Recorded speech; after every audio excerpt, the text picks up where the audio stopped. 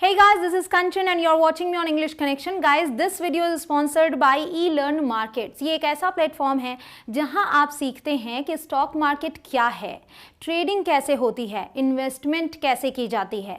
Guys, अगर आपको stock market के बारे में बिल्कुल भी नहीं पता तो भी आप यहाँ से सब कुछ सीख सकते हैं, क्योंकि इसमें बिगिनर लेवल से लेके एडवांस्ड लेवल तक के फ्री और पेड कोर्सेज अवेलेबल हैं। फ्री और पेड कोर्सेज जो मैंने कहा है, इस पर गौर कीजिएगा, क्योंकि जो मैं आपको बताने वाले हूँ उसके ज़रिए आपको एक बहुत ही बड़ा कोर्स फ्री में मिलने वाला है। तो गाइज, इसमें वेबिनार्स भी हैं और जो कोर्सेज है वो कई भाषाओं में हैं। मतलब जो भाषा आप चुनना चाहेंगे वो आप चुन सकते हैं।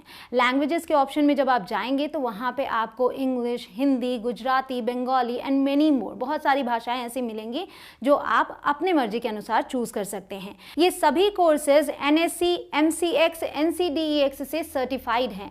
वेबिनार्स होते हैं जो एक्सपर्ट्स के द्वारा किए जाते हैं और वो आपको बताते हैं कि मुनाफा कैसे कमाया जाए। इन कोर्सेज को पाना बहुत ही आसान है, क्योंकि आप इन्हें पा सकते हैं इनकी एप्लीकेशन पे। eLearn मार्केट्स के नाम से एप्लीकेशन है। आप नीचे डिस्क्रिप्शन में जाएंगे तो वहां पे मैंने लिंक ऑलरेडी दे रखी है, वहां से आप इसे इंस्टॉल कर सकते हैं। लाखों लोगों ने इसे इंस्टॉल कर लिया है और वो फायदा उठा रहे हैं। अब आते हैं इसकी सबसे खास बात पे। अगर आपको स्टॉक मार्केट की कोई भी नॉलेज नहीं है तो आपके लिए यहाँ पर एक कोर्स अवेलेबल है। इस एप्लीकेशन में 4,000 रुपए का एक कोर्स है जो कि आपको बिल्कुल फ्री मिलेगा, क्योंकि आप मेरे सब्सक्राइबर हैं। जी हाँ, आपको एक कूपन कोड डालना होगा जिसके ज़रिए इस कोर्स की कीमत आपके लिए 0 रुपए हो जाएगी। आपको बिल्कुल भी कुछ भी पे नहीं करना होगा। वो कैसे करना है ये आप समझिए। जब आप इस कोर्स में एनरोल करने की कोशिश करेंगे तो जो भी चीज़ें उसमें पूछेगा आप उसमें जनरल इन्फॉर्मेशन सारी डाल देंगे, लेकिन जब पेमेंट का ऑप्शन आएगा तो वहां पर अवेलेबल ऑफर्स का भी ऑप्शन उसके नीचे होगा। वहां क्लिक करके आपको ये कूपन कोड डालना होगा जो मैं आपको दे रही हूं, और कूपन कोड है कनेक्ट, CONNECT। ये डालते ही इस कोर्स की कीमत हो जाएगी 0 रुपए और आप इसका फायदा उठा सकते हैं। तो गाइज, इसे जरूर से इंस्टॉल करें। eLearn मार्केट्स के जरिए आप स्टॉक मार्केट की अच्छी खासी जानकारी ले सकते हैं और मुनाफा कमा सकते हैं। जरूर इंस्टॉल करें। ऑन का यूज कब करें, अबव का यूज कब करें, इन का यूज कब करें, एट का यूज कब करें, अगर इन सब चीजों में कंफ्यूजन है तो ये वीडियो आपके लिए परफेक्ट है। आज आप इसमें ऑल प्रेपोजिशन सीखने वाले हैं। वो सभी इंपॉर्टेंट प्रेपोजिशंस इसमें रहेंगे जो आपकी इंग्लिश को इंप्रूव करेंगे, चाहे रिटन हो या फिर स्पोकन इंग्लिश। तो गाइज, एक एक चीज को मैं कंपेयर करके बताऊंगी, मतलब पिक्चर्स के साथ आप सीखेंगे। सबसे पहले हम बात करेंगे प्रेपोजिशंस ऑफ प्लेस की। मतलब जब हम प्लेस के लिए प्रेपोजिशंस का यूज करते हैं तो कौन सा प्रेपोजिशन कहाँ लगाएं। जैसा आप देख सकते हैं आपके सामने है ऑन और दूसरा है अबव। इन दोनों का फर्क क्या है इस पर तो मैं बात करूंगी, लेकिन सबसे पहले ऑन को समझना जरूरी है, क्योंकि ये जो ऑन है ना, ये बहुत कंफ्यूजिंग है। ऑन की अगर हम बात करें तो उसका मतलब होता है पर या ऊपर, लेकिन हम कब यूज करें इसका, क्योंकि अबव भी है, कभी कभी हम ओवर का भी यूज करते हैं, ऑन टू का यूज करते हैं। ये सबको समझना बहुत जरूरी है, राइट। तो ऑन का यूज हम करते हैं जब कोई चीज सतह को टच करते हुए रखी हो। तो मान लीजिए कि ये जो पेन है ये मेरे हाथ पर है, तो मैं बोलूँगी the pen is on my hand. ये एक सतह हो गई। लेकिन आप देख सकते हैं मैंने दिखाया ये फैन, ये भी हम इसके लिए भी ऑन का यूज़ करेंगे। ये जो सीनरी या फिर फ्रेम कह लीजिए, ये जो दिख रही है, इसके लिए भी हम ऑन का यूज़ करेंगे। तो कैसे, तो आप ऐसे समझिए, ये एक कमरा है, ठीक है। ये जो कमरा है इसमें ये जो ज़मीन होती है, फ्लोर, इसके लिए तो हम ऑन का यूज़ करते ही हैं। साथ ही साथ जो ये वॉल होता है, अगर इस पर भी कोई चीज़ टंगी हुई है तो क्योंकि ये भी एक सतह है, इसके लिए भी हम ऑन का यूज़ करते हैं। साथ ही साथ ये जो सीलिंग होती है, छत, इसके लिए भी हम ऑन का यूज़ करते हैं, क्योंकि ये भी एक सतह है। तो सतह चाहे ऐसे हो, ऐसे हो, ऐसे हो, हम तीनों के लिए ऑन का यूज़ कर सकते हैं। इसीलिए ये जो आप देख रहे हैं एक शेल्फ है, इस शेल्फ पर ये क्लॉक रखा हुआ है इसके ऊपर, ठीक है, इस तरीके से। तो हम बोल रहे हैं the clock is on the shelf. लेकिन ये जो शेल्फ है ये खुद इस वॉल पर है, तो हम बोलेंगे the shelf is on the wall. उसी तरीके से ये जो फ्रेम है इसे भी हम बोलेंगे the frame is on the wall. और ये जो फैन है, the fan is on the ceiling.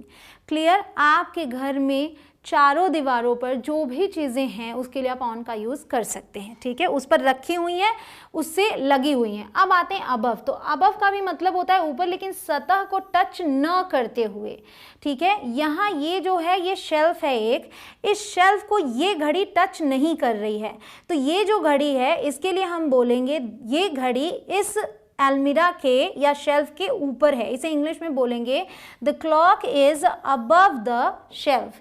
लेकिन क्योंकि वॉल की अगर हम बात करेंगे तो इस वॉल पर अगर बोलना है तब हम बोलेंगे ऑन द वॉल।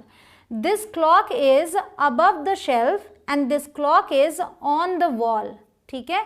समझ में आ गया आपको बेसिक डिफरेंस इसमें, अब आप इसमें गलती नहीं करने वाले। अब आते हैं इन को समझते हैं और एट को समझते हैं। ये आप जानते हैं कि जब कोई एनक्लोज्ड स्पेस होता है, मान लीजिए ये कोई बॉक्स है, अगर कोई चीज़ यहाँ रखी है तो भी हम इसमें इन का यूज़ करेंगे, लेकिन मे का सेंस दोनों ही देते हैं। और कई बार आप देखते हैं कि लोग कहते हैं मैं घर में हूँ, फिर भी वो बोलते हैं आई एम एट होम, ठीक है। तो इन द होम क्यों नहीं बोलते, इस चीज़ को समझना इस तरीके से समझिए इसको कि जो घर होता है तो घर में आप जानते हैं कमरे तो होते हैं, लेकिन घर में ही ये गार्डन भी है।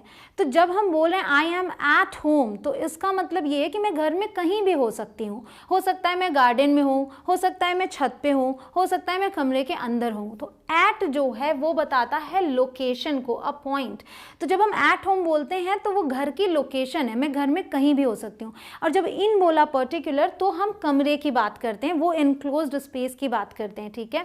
They are in the room, ये कमरे में है तो बोलेंगे कि they are in the room. और यहाँ पे ये अपने घर के गार्डन में है तो हम बोलेंगे दे आर एट होम, ठीक है, या फिर they are in the garden, ऐसे भी बोल सकते हैं। बट अगर होम की बात करें तो एट होम बोल देंगे।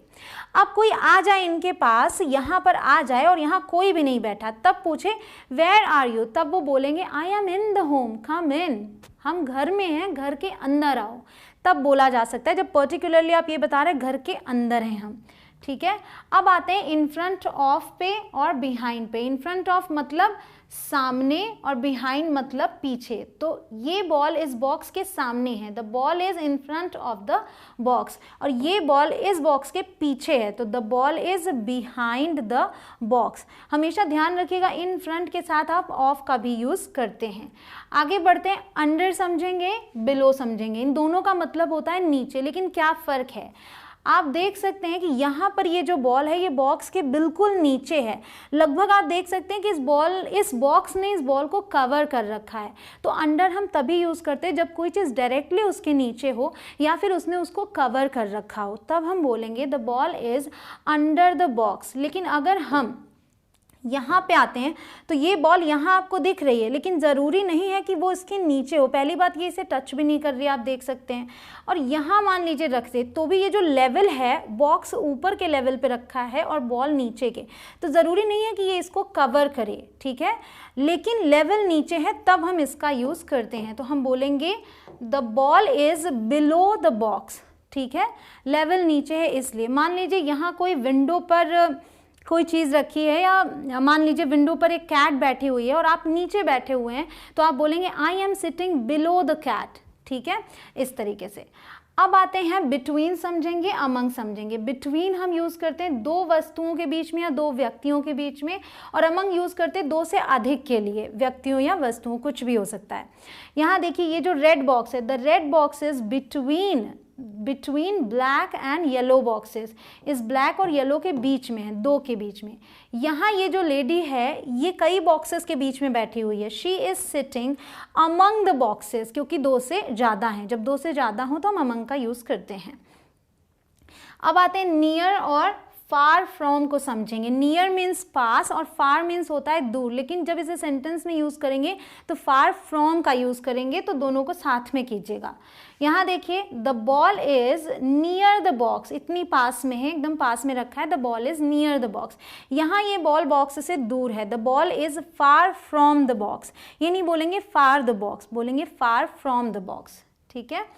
अब देखिए आते हैं प्रेपोजिशंस ऑफ मूवमेंट पे। अभी तक हम जगह की बात कर रहे थे, कोई चीज़ कहाँ पर है।